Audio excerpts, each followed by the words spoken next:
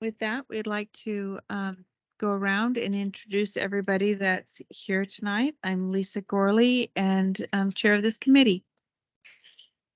Jim Gorley at large. Use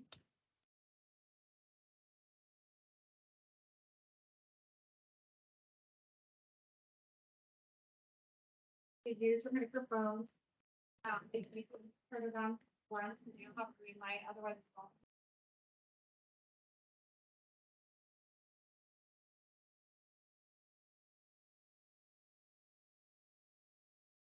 Thank you. Thank you, Scott, for being here. Okay.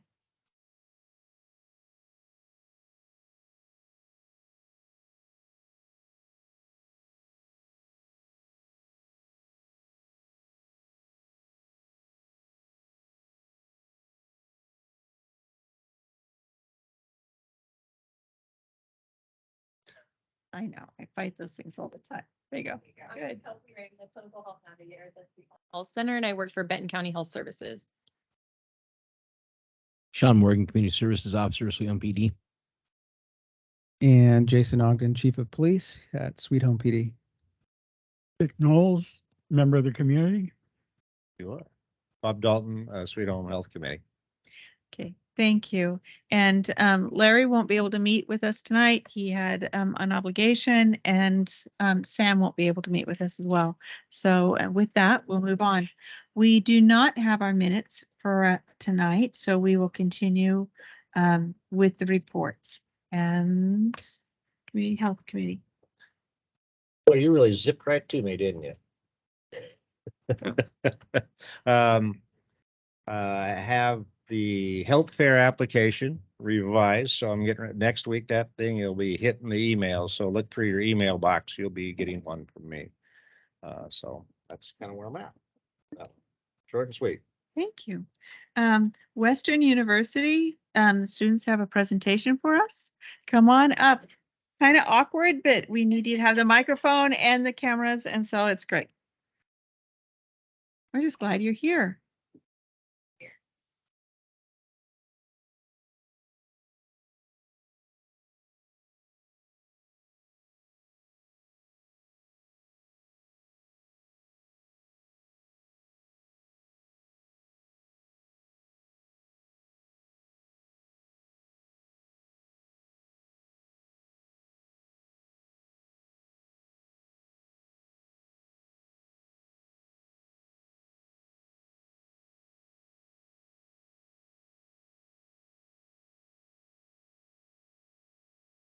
Hold it in the green. This will be green up here.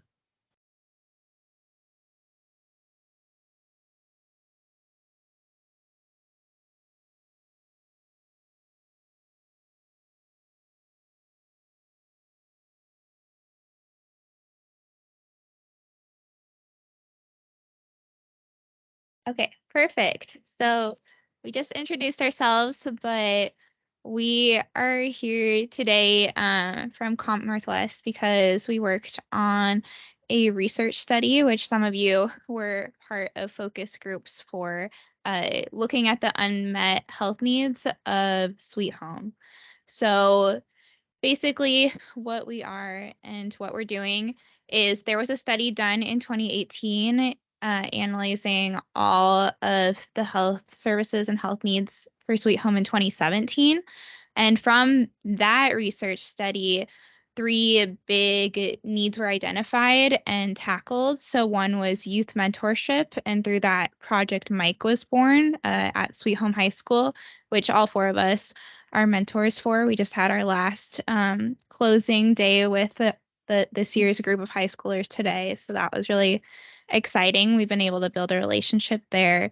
The second was the need for a clinic, which has now broken ground based on that study.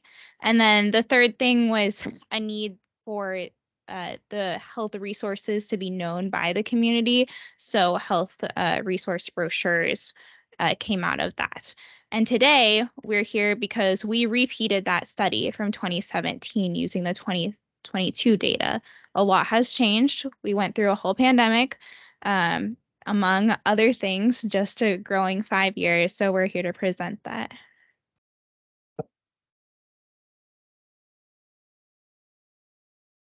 So this is just an outline of what we will be presenting today. We're just going to start off by talking a little bit more about the statistics. Then we'll introduce our teams, the 2 different teams we have. And then we'll have the quantitative team present and then the qualitative team. And then we'll discuss our next questions and open the room for questions.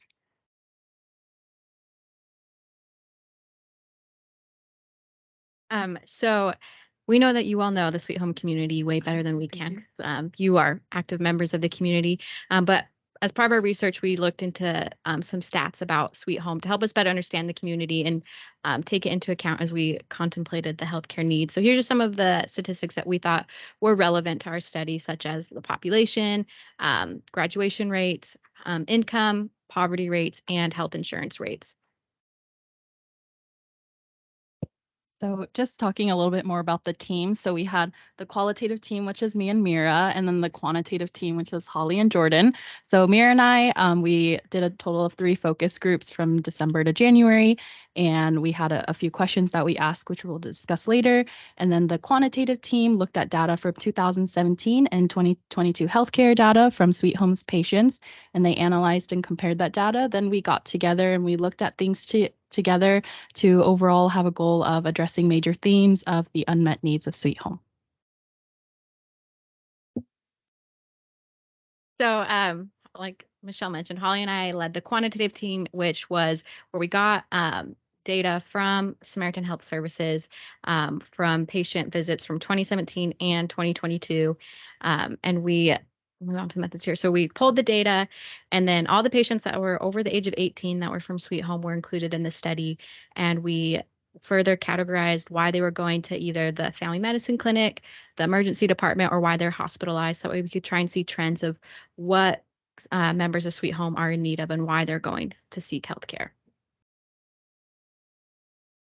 So here's a quick summary of our total data points. So these were all de-identified data, so anonymous data points, and we saw that between 2017 and 2022, there were relatively the same number of visits that Sweet Home patients made to either family medicine or the emergency department or being hospitalized. And these emergency department and hospital visits are specifically for the visits being seen at Lebanon Community Hospital, which is the nearest place you could go, and doesn't include visits where patients might have had to travel even further to receive care. And then this is just further breaking down the patients and who was being seen for kind of where at. And so again, we can see pretty similar numbers across the board with people either going, like we've mentioned, to the family medicine, emergency department, or being hospitalized. And we also see that in 2022, we have a greater number of patients overall as opposed to 2017. And the other big difference, this is a big slide with a lot of numbers, but the main thing I want to draw your attention to is I don't know if you can see the cursor. No, you can't. That's okay. Right down at the bottom for the population ages 60 to 80 plus. And what we can see here is that those numbers are growing. So there's a lot more people in Sweet Home in the 80 plus category who are needing care than there were 5 years ago. And what this tells us is that the population is aging and therefore their health needs are changing. Oh. We got the data. One of the first things we had to do is decide on categories. How did we want to break up all these different diagnoses and where we wanted to put them? And so these are the categories that we had. And under each of these categories, there is a multitude of different diagnoses, but these are the ones that we felt covered all the main conditions that we saw. And so this brings us to our first graph. And pretty similar numbers across the board. This is for visits at the Sweet Home Family Medicine Clinic. But obviously the biggest change is right there in the middle with continuous care, is we saw a big increase in people seeking continuous care, which are categories such as physical exams, getting a vaccination, wound care, just things that you go to the family doctor for regularly. So we see a big increase in that, which could be for a number of reasons. One reason suggested was after COVID, people are finally getting in to see their family physician after not seeing one for so long. And then this also just breaks it down into our top diagnoses under each of our top 5 categories. I mean, as mentioned, we see continuous care with the most common diagnosis of annual physical exam, which is great. We do want patients to go in and see their family physician for these annual physical exams.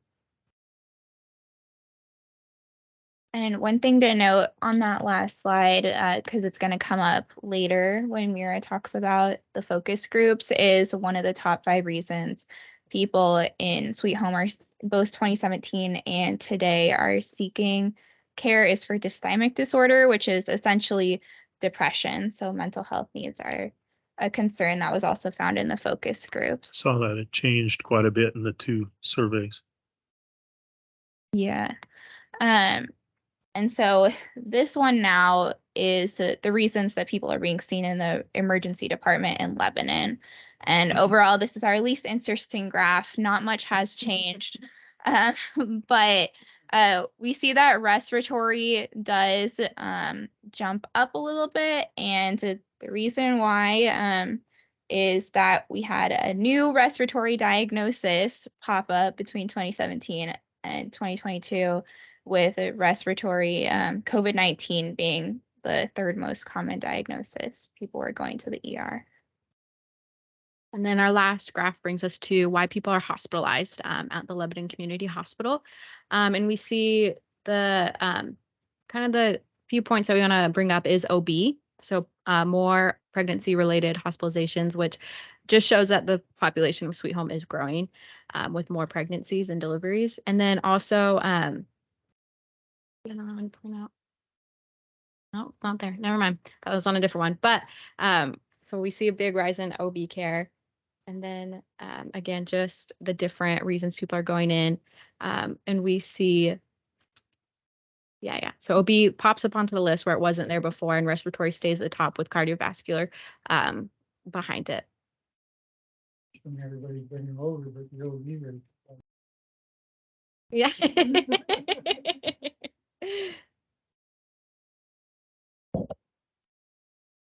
So we'll move on to the qualitative team. And so we had a total of 3 focus groups. One was in December and 2 of them were in January. And so the first one was a focus group composing of the community leaders. I know I see some familiar faces here.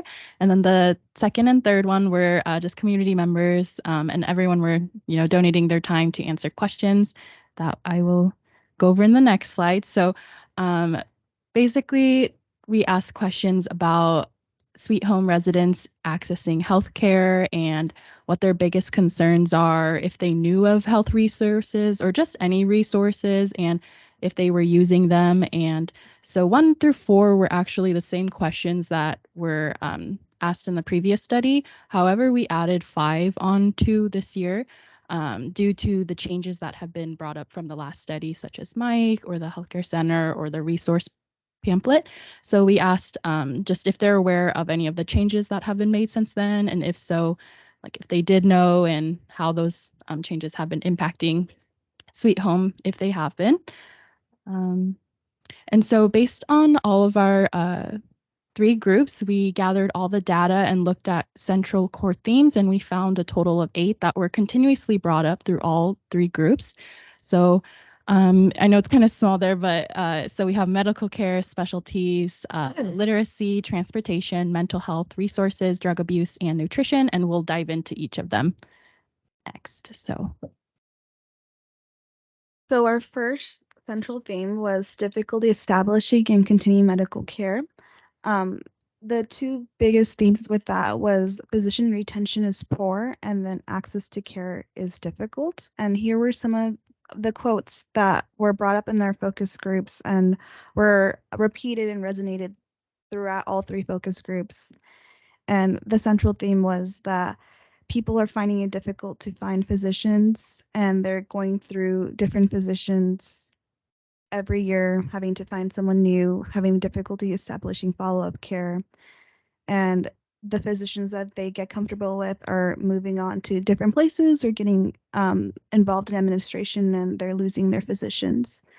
Another central theme that kept brought up through all 3 focus groups were the fact that access to care was difficult. The nearest place of care was Lebanon, which is a 30-minute drive, and even further, people would have to go to Albany, Corvallis, or even up to Portland for their care and for their medications. And it's very frustrating to navigate through the system to establish appointments, being bounced around between different phone calls, and also that they're having difficulty just finding the care that they need.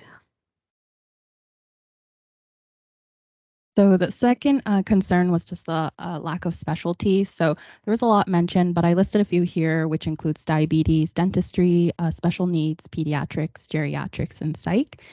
And something that was very interesting, which we found from the quantitative data, was there's a very obvious increase in the growing elderly population. And it was mentioned several times throughout all three focus groups that family medicine physicians just don't really understand the needs of the geriatric population. So that was a concern that was continuously brought up.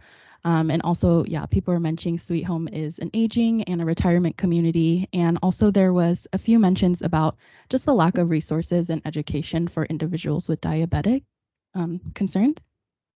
And then the third concern was literacy. So not just language, not only just like language literacy, but also like cultural literacy. So first of all, there was some language barrier issues being brought up with like a bus driver and Spanish speaking individuals, as well as individuals just being unable to read the bus table time. And also cultural literacy. This was brought up especially with the ever-changing technology and how, setting up a care requires a lot of technology, and that's advancing every day. And so this is especially becoming a disadvantage to elderly individuals who are having a hard time navigating with technology. And it's also difficulty, people are having difficulty filling out documents and just navigating the healthcare system. Like Mira said, people are waiting on the phone for a long time. They're being redirected and then continuously waiting on those phone lines as well. And this was just a quote that was brought up, which I thought was really powerful, was these individuals are insecure about their ability to advocate for themselves. They don't even know how to advocate for themselves in the first place. So I think that is definitely a growing concern. So before you get off that, the advocacy to work with people on technology. Lots of times the folks can't get on their My Charts or to check in ahead of time and do all that. I don't know whether you talked about this in your group and your stuff, but about having people that could do that for them. Did you? It's cutting off. Yeah, Okay, we'll talk that's- about that in just a bit.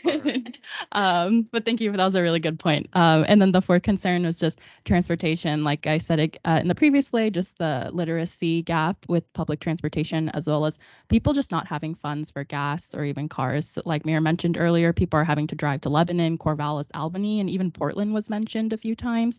So not having the resources to get to where they need to be. Also, there was mention of just hesitancy using public transportation. And yeah, many individuals are traveling to many places for care. Another central theme we heard was concerns regarding mental health. Someone mentioned that Sweet Home is a very depressed community. There are changing community dynamics. Neighbors no longer know each other and they no longer help each other out. Children are leaving, small businesses are no longer able to make a profit and they are leaving. So with this changing community dynamic, people are feeling more depressed.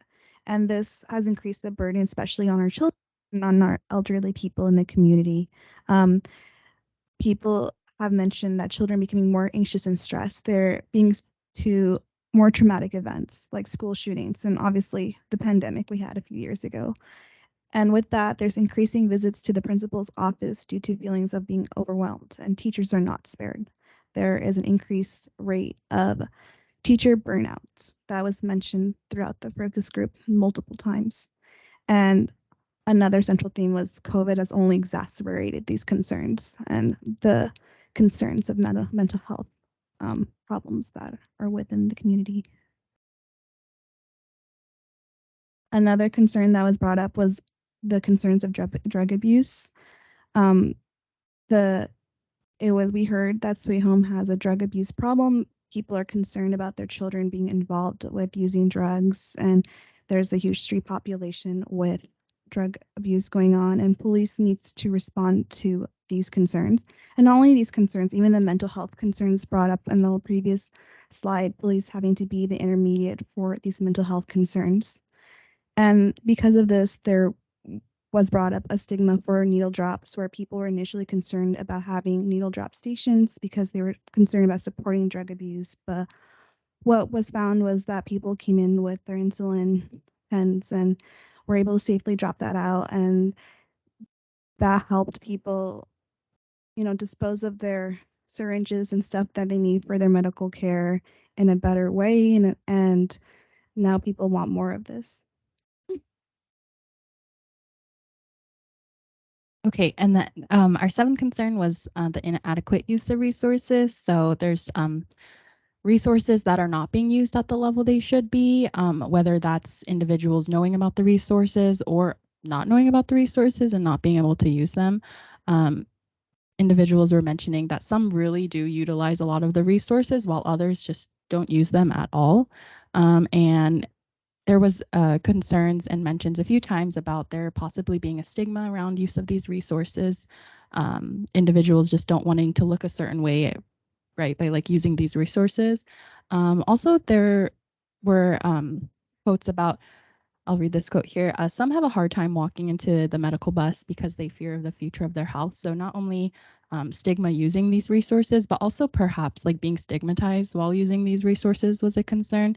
And then interestingly, it was brought up that the MANA meals, the amount being utilized was down in January, even though historically that was their busiest month.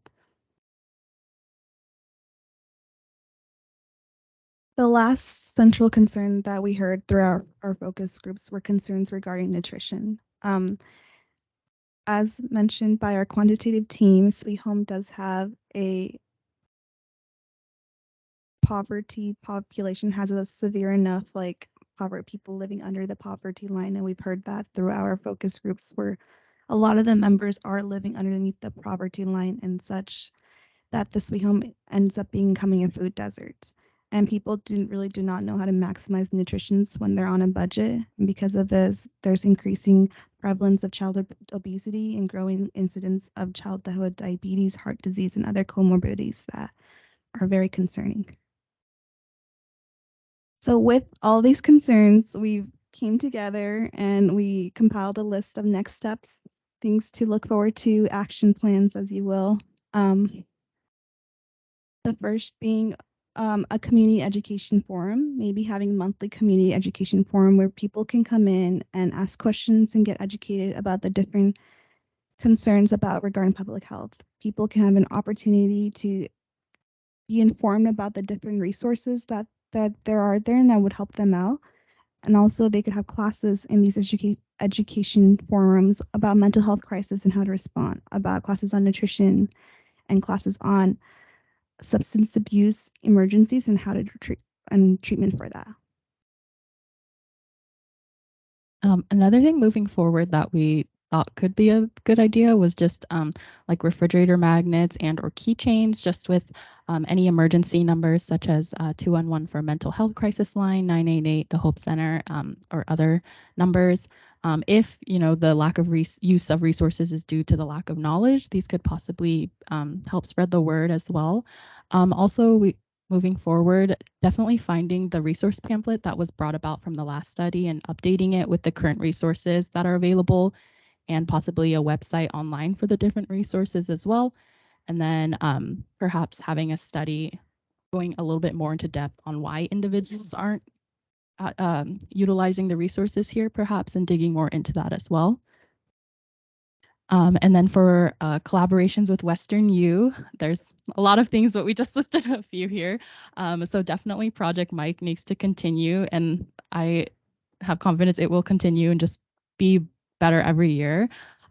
Nutrition and fitness collabs with Western U, as Mir mentioned, with the food desert, people not knowing how to utilize, food stamps or maximize their benefits, that can definitely help. And also having maybe team sports or exercise, and just increasing our mentorship. And then also medical students can, or DPT students as well, can volunteer at existing organizations like the Homeless Shelter or the Hope Center or other organizations as well. And another action item where we compiled the list of concerns brought to us by our focus groups and by you guys, the members of Sweet Home Community. And these are just some community recommendations for Samaritan Health Services. It was mentioned that previously the mobile health clinic came to Sweet Home for checkups. However, there was a pause due to COVID. And we would like consideration to bringing back these mobile health clinics on a more regular basis, and also bringing the mental health psychiatrist and the dental van back on a more regular basis, because this was able to provide the Sweet Home community, those underinsured, those unable to find transportation to go to Lebanon, the care that they desperately needed. And Western U students, another Western U collab, would love to have a partnership with the mobile van and the dental van to support the Samaritan Health Services and Sweet Home community in any way we can. Also, a partnership with Samaritan to employ someone to help advocate for patients in navigating through the healthcare system and the healthcare system process. We've heard often that there is a lack of technology literacy involved in getting care, and there's also a lot of back and forth phone appointments, and a lot of people just end up giving up on their care because of that. And so just having someone help them advocate for themselves and just help them navigate through this care system would be very helpful. Also, with the lack of physicians, the committee would really love to have more trauma-informed primary care and specialty care physicians in Sweet Home, maybe possibly in the new Sweet Home Health Clinic. Some specialty care services that were frequently brought up that would be wonderful to have in the Sweet Home Healthcare Clinic would be geriatrics, pediatrics, endocrine, and specialty needs services and mental health services. And lastly, moving forward, we definitely want to repeat this study in another 5 years, see what plans were implemented and how those plans are doing, and assess again what resources Sweet Home needs at that time. And so thank you so much for listening to our presentation. We want to do a special acknowledgement to Dr. Larry Horton, who can't be here, sadly. He was very helpful. And just we could not have done the focus groups without him. He was so flexible and so kind and welcoming to our focus group qualitative team. And then Di Lacey, who's in the back over there, for just being a great mentor and helping us out through this. Dr. Hugesteger, Dr. Asuncion, who are also great mentors for all of us during this time. And then Olivia and her team at Samaritan, who provided us with all the quantitative data that we used in this PowerPoint. And we'll take any questions if anyone would like to ask. First of all, I compliment you on what you've done. I mean, it's amazing work and good dedication. It's good to see fresh young faces in front of us. I can see the nerves there a little bit, but you're doing an awesome job. One of my questions was, you gathered a lot of data through Samaritan. How do you access or quantify what the people use MyChart? Because my wife and I, we use MyChart a lot for back and forth to a doctor. Is there any way you capture that in that data anywhere? Because you talk about technology and people navigating. I find MyChart, for me personally, is easy to navigate, and I get good feedback in a timely manner. So That's something we didn't see in our data. Our data was strictly just why were they being seen? But that is something that we could, like send a survey out about and see how people are using MyChart and what specific struggles they are having with it. I think probably a lot of the seniors may not have good access to internet even, or have a phone that is quick enough to do what they want to do on MyChart. So I think that's where your advocacy person may be a phone call away, and they can help them navigate that MyChart, understand it. Let's see.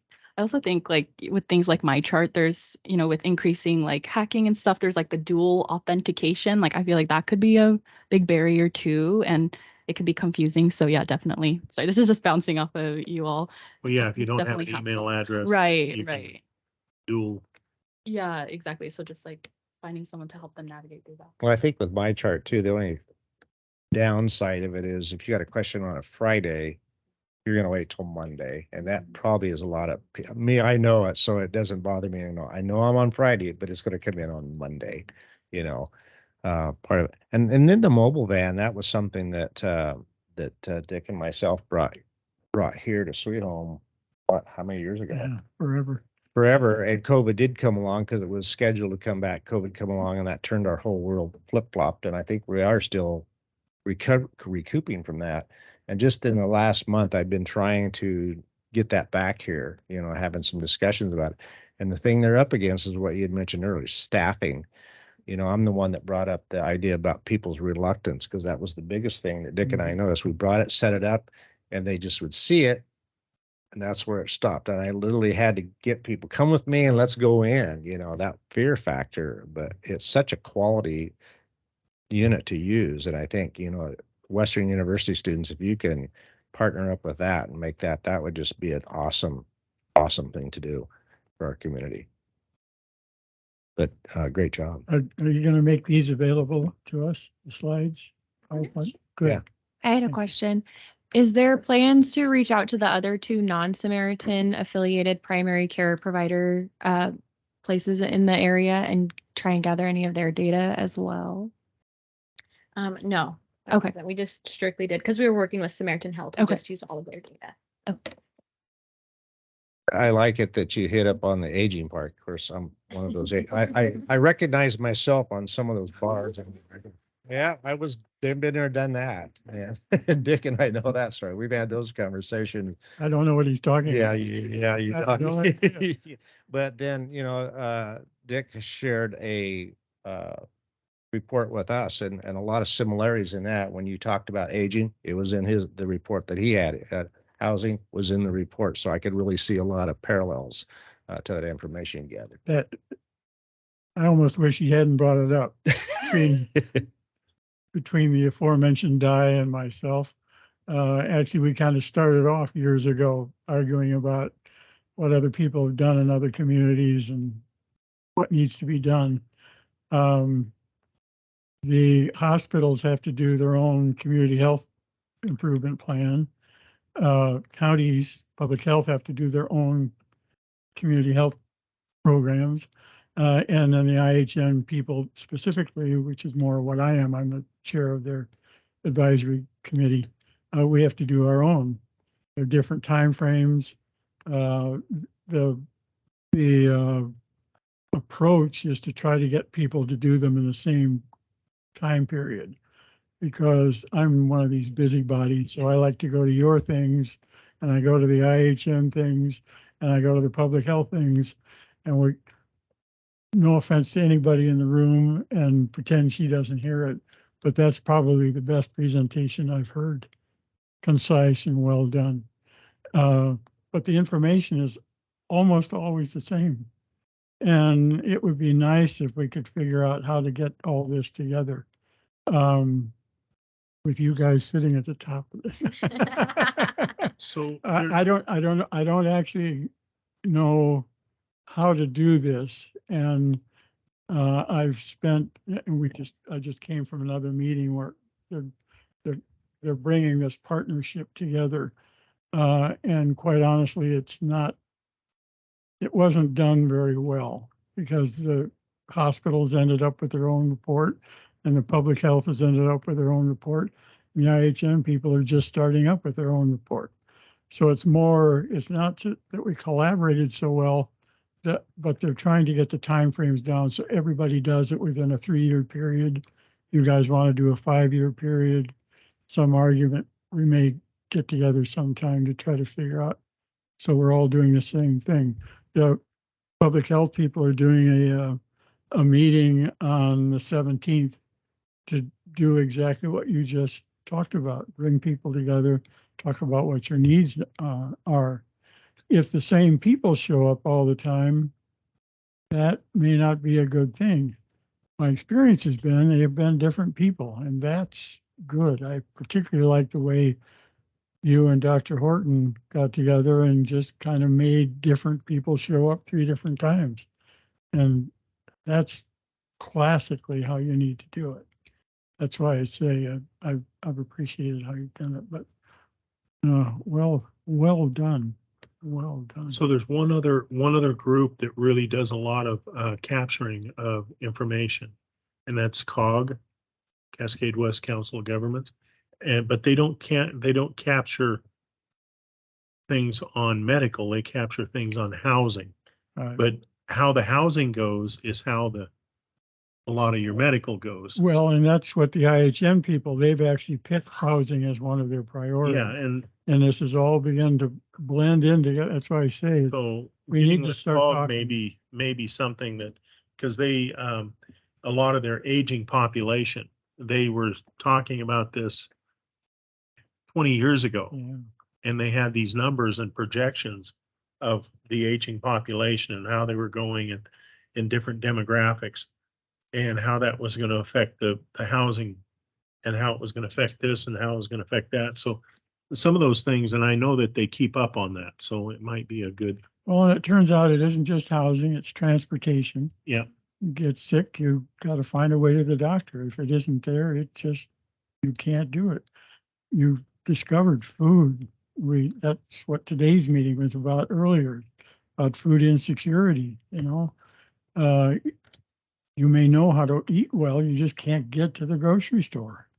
I mean, it's all that stuff is beginning to show itself, and then coming up with a work plan, and force us to do something about it. That's what I like about how you are looking at this. Let's force ourselves to sit down and just figure out what we did well, and we'll get on with it.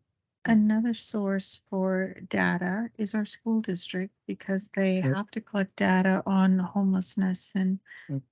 students who are living in poverty and different things that they're a Correct. wonderful resource. Yes. But with that comes developing partnerships as well. If students or children are having a problem with well-being and with food insecurities, and you're talking about having monthly meetings, do you have a timeline and idea of when you might be able to develop some kind of outreach? Because we're coming into summer. And I know there was a lot of resources for a while for summer programs. And if that partnership and the conversation could be had, that if they're going to be offering some kind of food education over the summer, what kind of things could be incorporated to maximize that experience? If they're going to be engaging with the Boys and Girls Club, what could happen to maximize that experience, to make it a higher impact, and to move these children into goal setting and a life that has better outcome for mental health and physical health. That I would highly recommend looking at it from that perspective, because we have some resources in town, but they could be maximized. I mean, I remember learning how to bake peaches with brown sugar and stuff on them when I was a kid, and that always sticks to my mind. I don't think our children today always have the resources or the thought of some of the things that were available to the generations before them, even though we have more as far as food goes for breakfast and lunch programs and things like that. How are we approaching that to where the children are learning more in the process? Anyway. That makes me think of something we did during Project Mike this year, which was we took a bunch of healthy foods and came in with the high schoolers and taught them how to make overnight oats. And that's definitely something that could be taken beyond just our group of students in the Mike program at the high school, but even doing something at the Boys and Girls Club, getting more people involved with, because that was a really fun day and a lot of people tried things that they never tried before and liked them.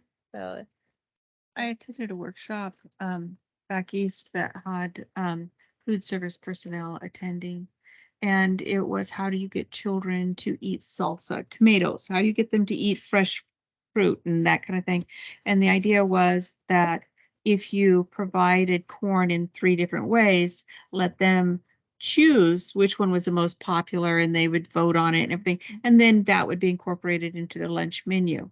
And they discovered that children will eat corn and tomatoes if you put it in salsa, but they got to choose that variety over other methods of just putting it on the tray and not letting them have ownership of that. There's some really simple, innovative ways that we would not even think about to get buy-in for kids to eating healthier.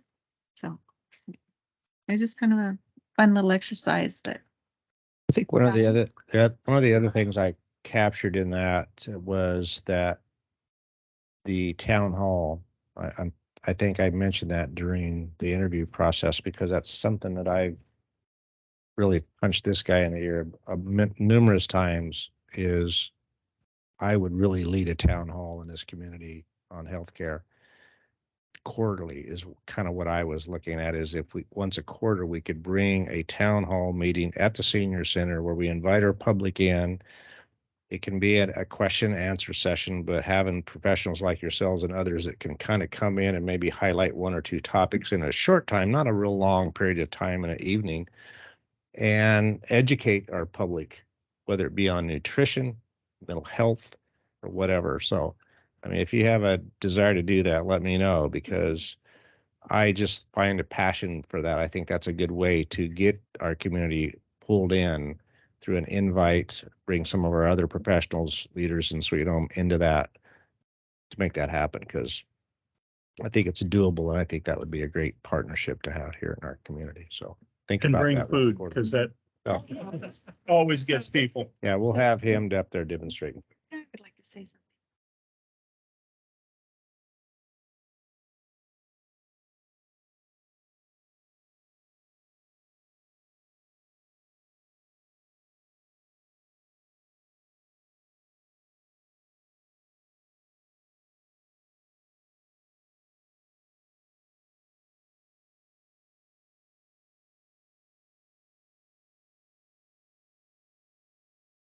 Finishing up their residency, they say hello.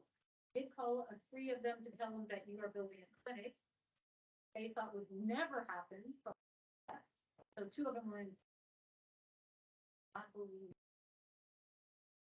The program that you focused groups in 2008 recommended, one of them was a youth mentoring. Years to go find a partner. My program is out of Portland. That program is sold very expensive price, so that it stays afloat. We're able to negotiate that for your school. Or the pilot, that program actually. That program is Madeline Duncan. First students to do that, in all these projects, they tell me up, or if they need help or money, and that's when I come. Madeline led that completely. 2 months into planning, COVID hit. 4 districts stepped up. They did it remote via Zoom as an after-school club. Students showed up. They shouldn't have. They should have been doing other things and not doing their homework. This was an add-on. Because there was this one story in particular, 3 of your local high school students during COVID, 2 of them didn't have internet, and they're part of this group. So one of the mothers loaned them the car. They drove the car to one of the banks and would park in the parking lot where they could steal the internet to be able to log into this mentorship program Mike. That's a pretty powerful story for high school students to get to steal some internet to be with some medical students. That's a big story. That one, Madeline Duncan, I wrote her up. She won because of Mike. She won the 2022 National Public Health Service Award of Excellence for the United. So your program hit a national register. We have a lot of questions about these 4 beautiful future physicians. They look like students. Do not be fooled. These are future doctors. And thank you for the opportunity for them to learn how you come into a community, how you do community health, quantitative and qualitative. Going forward, and there was a question about reaching outside of Samaritan. Unfortunately, because they're students, they have to work through an IRB. So we have the IRB through Samaritan, and to step outside of that is Matthew for that. So they're working directly with Samaritan on that. These 4 beautiful students are getting ready to take their boards, keep them in your prayers during the month of June. And then they're gonna go out and consultations. We'll get 100 new students in the fall, which is awesome. And these 4 leaders will then inform them of what the program looks like, and those new students will do your outreach. We'll be bringing them in, you'll get to meet them, and they'll continue. I have not heard, if you can tell me if I'm off base, or if you've been in for as long as me, I'm old, probably older than you. I have not seen a community where we've come in, done a study, and then repeated and fixed things. Repeated in 5 years, and then we're gonna go fix stuff again, and have it tracked and trended. So we're looking at putting this forth. I'm gonna work with Michelle Snyder, the head Sherry Harbert of the MY program, and we're gonna see if we can get everyone to report out at the Oregon World Health Conference and with OHA, Oregon Health Authority. This stuff doesn't happen, but you guys are the role model right now for community health in a very rural community. Very engaged. Congratulations, guys. You're amazing. Thank you. Thank you, Di. Any more questions? Do you have any questions of us? I mean, Make sure you invite us when you graduate. Yes. And Just like I say- try to come back and practice here. We'd love to have you. We just like to say thank you once again for having us in your community, talking to us with the focus groups, and just having us here and letting us present to you. well, we are feeling very blessed to have you here. So Thank you very much. I'm gonna actually.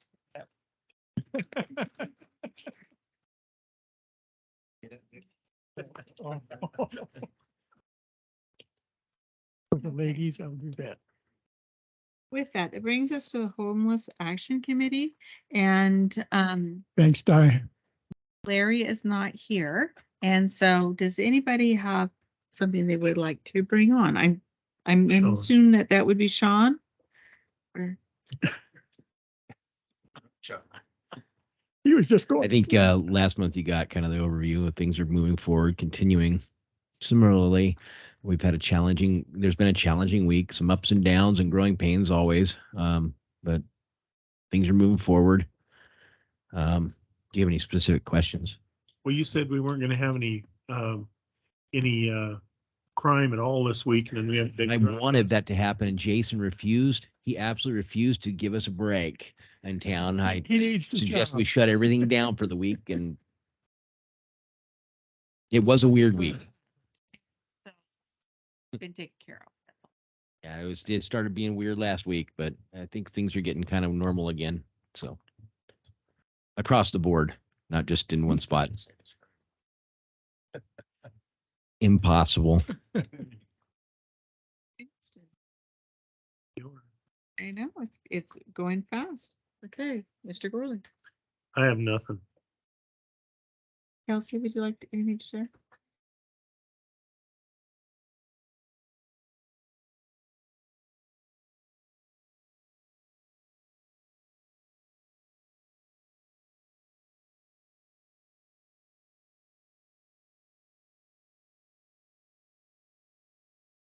So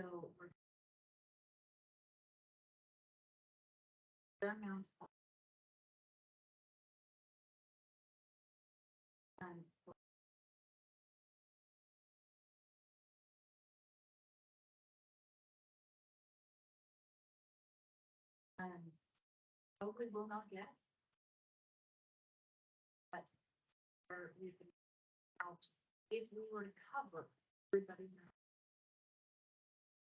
Where would you go? Honestly. It's that we are out.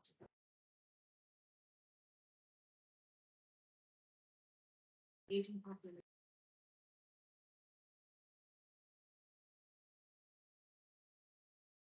So that's not.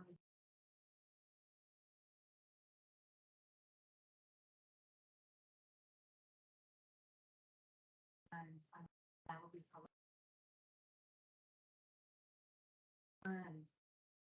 As we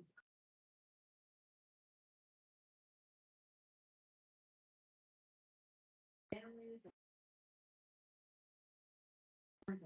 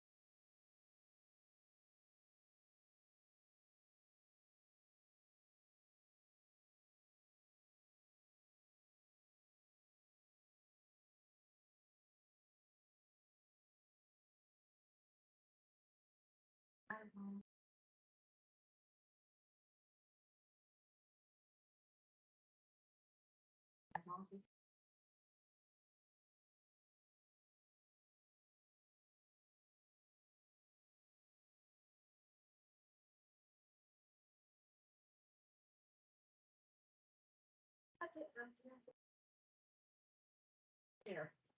And our summer program is starting soon. And there's some good programs and stuff. And, yeah, and that actually. I wasn't looking into.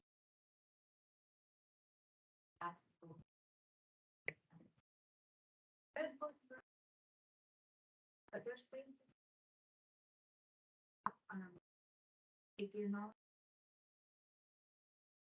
Oh, I'm blanking on the name of it. One of the particular programs. Funded by. And.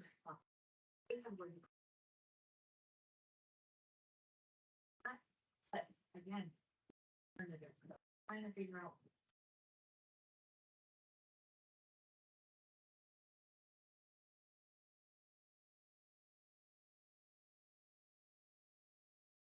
Thank you. I applaud your work with the housing issue. I think it would surprise people that we do have as much substandard housing is what we do in our community. And that there are people who are living in appalling situations because they don't have any other choices. And we need more choices to be able to elevate our people out of this level of poverty. And it's not everybody, but there's a lot, and it's too much. And the more choices they have, the more incentive it is for people to upgrade those homes from where they're at to where they should be. And so, thank you so much. Hello back there. Do you have anything that you would like to share with it? I think sometimes we get in these little conversations and people come in that have observations and thoughts that could be put out on the table too.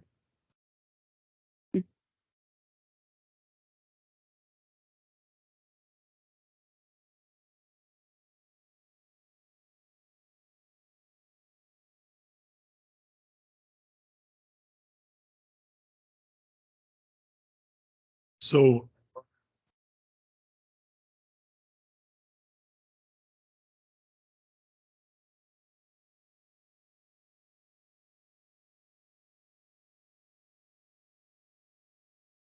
Thank you.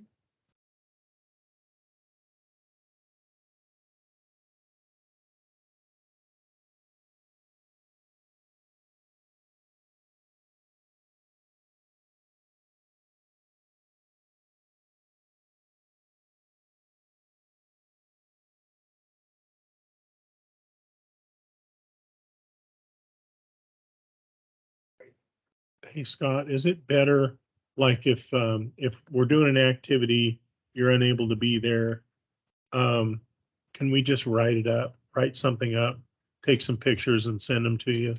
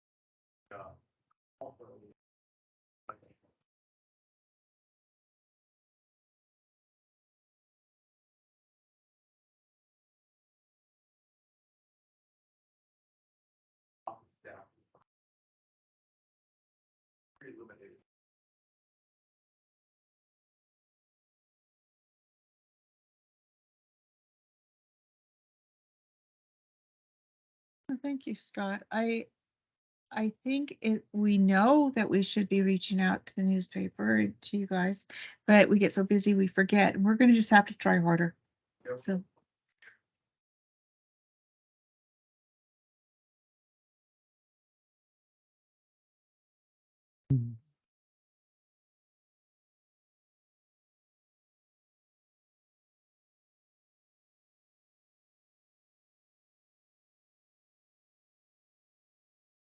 No, we understand. No, it's true, but There's cynicism and there's reality. thank you. I appreciate it.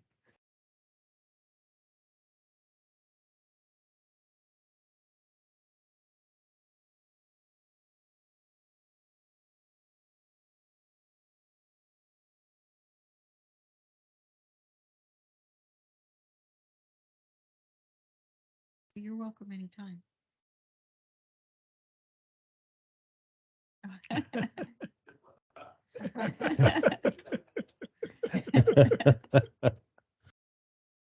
Kelsey. Yeah. You have something you'd like to share? I would just like to share that based on, so we've started recently collecting a lot of social determinants of health data, and we're seeing a lot of the same trends at our primary care clinic. Transportation, big issue, substance use. We have the MAP program, so obviously we see a lot more of that than maybe some other places might. But there's definitely patterns within our community, so it's so nice seeing those recognized by other agencies who might have more teeth to do what I can't necessarily do all the time. So I think it's very exciting stuff. I'm taking lots of notes to bring back. Lenoy could not be here tonight because she had another meeting, so I want to troubleshoot some things with her and see how we could possibly get involved and engaged in the community more than just what we're doing with our patients. Well, thank you. Thank you very much, Sean. So I was hoping to ask you guys for more clarification. Last month, we started discussing elderly folks who shut-in type situations. I'm just looking, so I brought a chief this month. Oh, that's amazing. One with the money. I'd just like to understand a little more concretely about what your thoughts were on what you were asking for there, what kind of information you were asking for, what you want to see happen, where our discussion was going, where we should be headed. And then I can think about it a little more. So. From my perspective was that we, the people that were here wanted to have a deeper dive in what this committee's roles are in emergencies within the committee or the community and what we can do. And, but then we found out that the students were ready to present. Mm-hmm. So that got put on the back burner. Is there anybody else that has a different take on or Well, I think we talked about like block captains and how the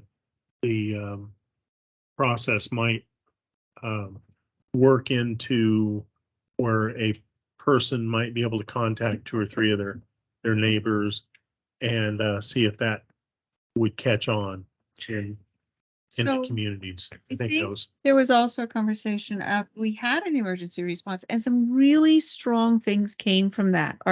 The media releases that were occurring with our chief of police and our city manager, and it evolved from what we thought we would need in an emergency. But we need to actually look at some different scenarios, what that input, maybe we need to do a survey. Maybe there's some things that we could do, but I think that would occur in the next meeting. Because that way we might even need to meet a couple of times on that subject to really vet it out. Because I think that there's some simple things to do, like getting on a phone tree list. Have somebody call you and say, hey, you alive? Have you eaten today? And That way the senior citizen center can be more plugged in and have a better communication plan. I don't think all the problems that we saw during the fires and is going to go away. And we need to kind of chip away at the things that we can. Well, everything that we determine will come to fruition. Well, technology changes, people change, and but I think it's time. It's a good time to look at it. If I might, Sean, this kind of takes me back to one of the more favorite meetings I remember in my head. And I was doing some kind of crossover work with Council of Governments actually, and Meals on Wheels. And I went to actually a group of them in Lebanon. But there were probably a dozen folks who drove meals around. And I just opened it up because I come from the perspective of mental health. And I said, you guys probably see more in the community than anybody I know. Are there problems out there? And they just gushed. Some of the difficulties you get, of course, is privacy, and people have their own lifestyles and that sort of stuff. But it's somebody said, if I go to a home and somebody's wearing their gown and slippers, and I go there the next week and they're wearing the same gown and slippers, and then I go the week after and they're wearing the same gown and slippers, and I have to stand farther and farther back. Somebody isn't taking a shower and nobody's paying attention. I'm the only one that knows. So if there's a way to kind of broach that, and that's where it comes down to, maybe a neighbor has a way of saying something that these are difficult times, because these days you can get shot for saying, "Are you okay?" But I just kind of present it to you. There are people out there, bus drivers, Meals on Wheels, post office, people like that.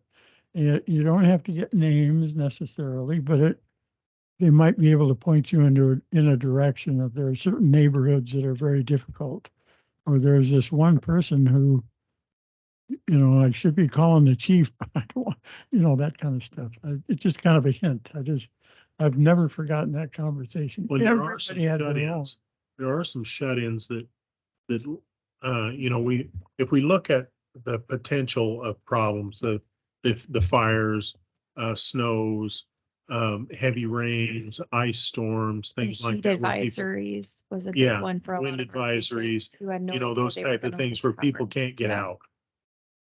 But you can tell they haven't been out. Who's ever going to check on them? And I think that's where this came about. Okay. You see, you have 2 foot of snow and you know that there's a driveway here and nobody's been up that driveway. But somebody lives up there. Wellness checks. Which volunteers would be interested in doing that? I have to laugh. My grandmother, bless her heart, got a misdial on her phone, and they had such a lovely conversation. They started calling each other every week to check in and make sure they were okay. They're widows, and how many people would love to get a call each week to make sure that they're okay, but they don't know anybody. Who out there wants to just chat on the phone? I think that's something really simple that we could have a conversation about. We could have a conversation about warming centers. We do have a sleep center, but when people lose power, they still need to be able to go somewhere to get warm, even though they're housed, because that would even occur with the warming center that we had at the Lutheran church. And I remember, Or getting cool. and then I also remember going in there and the power was out and they couldn't serve a hot meal, but we had those lovely dishes from doing the zombie runs with the burners, and they were able to still serve a hot meal because of that conversation and that invitation by Mr. Dalton to come up and support that effort. But there's little things like that we need to vet out a little bit. Do we need to have more resources for people? Maybe when there's things are really bad and things are flooded, if an entity wanted to have hand warmers available for the people, that could make a big difference.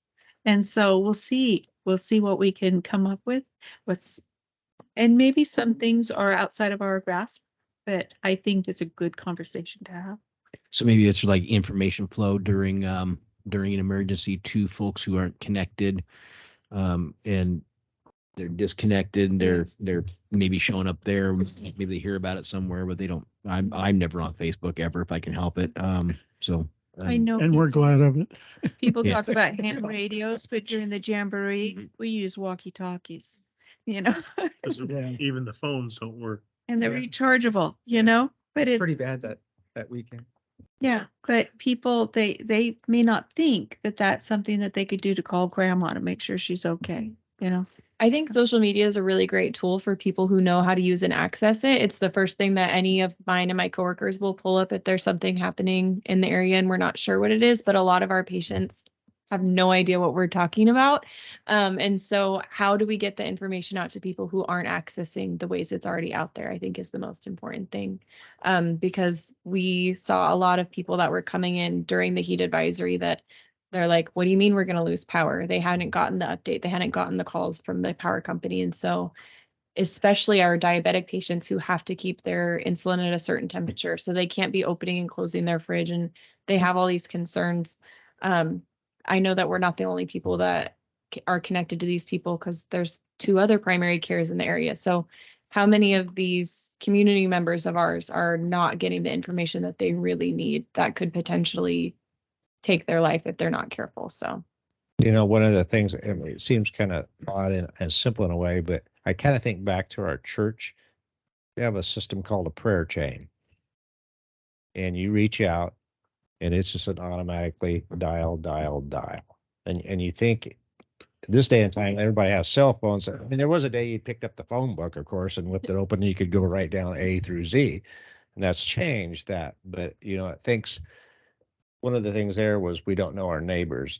And you think as easy as that would be if you lived in a neighborhood where you knew 10 neighbors and they were on your call list on your desk at home, and that emergency crisis where it's down is to initiate such a program, as simple as that sounds. Are you okay? Do you have a need? And sometimes I think we work so hard trying to figure out something so complicated that sometimes simple's better, you know? So. yeah, during the fires, we were knocking on our neighbors' doors, like, what are you doing? What's your game plan? We'll knock on your door if we're leaving and you're not. And just, yeah, something as easy as just talking to your neighbor and figuring it out. But how do we do that for the whole community and not just these little sublets here and there? Yeah. Yeah. Thank you. Thank you. Chief? I think it's a good conversation to have. I like Jim's idea of, yeah, maybe we have neighborhood watch captains that push out this information, or as simple as a phone call. I mean, I like that. So I think we need to continue the conversation for sure. Well, one thing that my wife and I, we walk an awful lot through our neighborhood, and we've made a purpose to, if we see someone in the yard we don't know, we talk to them. And we're getting to know our neighbors after all these years. It's just, and they stop and expect that conversation now, you know. But Yeah. we've even someone walking on our sidewalk, and sometimes pretty people are just the heads down. They don't make the eye contact, but I'll say good morning and get the head picked up. It's just a practice, and that's what we got to get better at. I've always said we're the most connected yet disconnected Exactly. society. Maybe it's just those things, just that good morning all the time. Goes a And long way. It's the social. You can't fix everything with a law or with a program or anything else, but talking to people and being social and trying to practice that and spreading it out, I guess maybe is a solution to some of this. So I don't know how many high school kids we come by on the sidewalk, heads down, and they don't want to make that eye contact. And I'll say good morning to them. They're like, you're talking to me? And I go, yeah. You know, you don't, some you usually get a good response, and others just, they're not, it's odd to them to make that. A lot of them, I think, would walk into the telephone pole if they didn't get their eyes up off the doggone phone, you know, but. Yeah, my kids like to text, and if they have to actually take a phone call, it's like, oh my word, I've got to call somebody. Yeah. That reminds me, this morning I saw a student and I asked them, how are you doing? And they paused and they said, I'm okay. And the way they said it, they were not okay. Yeah. But then they said, thank you for asking. Yeah. And the way they said that mattered. So, The thank you. hello campaign. So, Bob? You know, the information I thought was awesome. It's like, okay, what can we do with that information? How do we implement some of those? I think some of them are low hanging fruit. Others are a little bit more planning. An interesting study I read this morning. State was doing one around sleep in students, and they bumped their start times for starting school. And they found the attitude of the students have shifted to a very positive versus starting at 7:30 in the morning. They bumped it to 9:45, which I don't know how they picked the 9:45. But the reaction from the students was, I get up in the morning, I'm usually grumpy. But now I get up and I have a conversation with my mother, my dad, I have breakfast, I can pray or do whatever I want, but I go to school with a smile on my face. And I thought that was pretty interesting. Just something as simple as that adjustment, trying to figure out what's in their head versus just this. And I talked to a nurse this morning at Samaritan. I went down, had some blood drawn, and we had that conversation. She said, my little ones are like that. She said, they're just grumpy and it's sleep. And I thought, gosh, is it that simple? You know, give this kid another hour of sleep and they're going to go to school with a better attitude on. They want to punch the guy out. But, and the housing piece of it is still, is on my plate. And we have a parsonage we're fixing up right now. It's a 4-bedroom, and on a note that they were thinking about just renting this thing out at a high rent. I said, what if we found 4 compatible seniors that are on a fixed income to rent this thing together, so that maybe $500 a month each is affordable versus trying to get a family in there that was going to give you $2,000.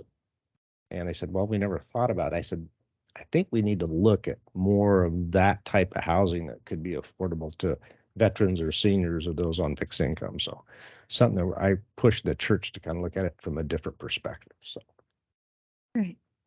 yeah. Seeing no further business before us, and call this meeting adjourned. Thank you, everybody. This has been very good.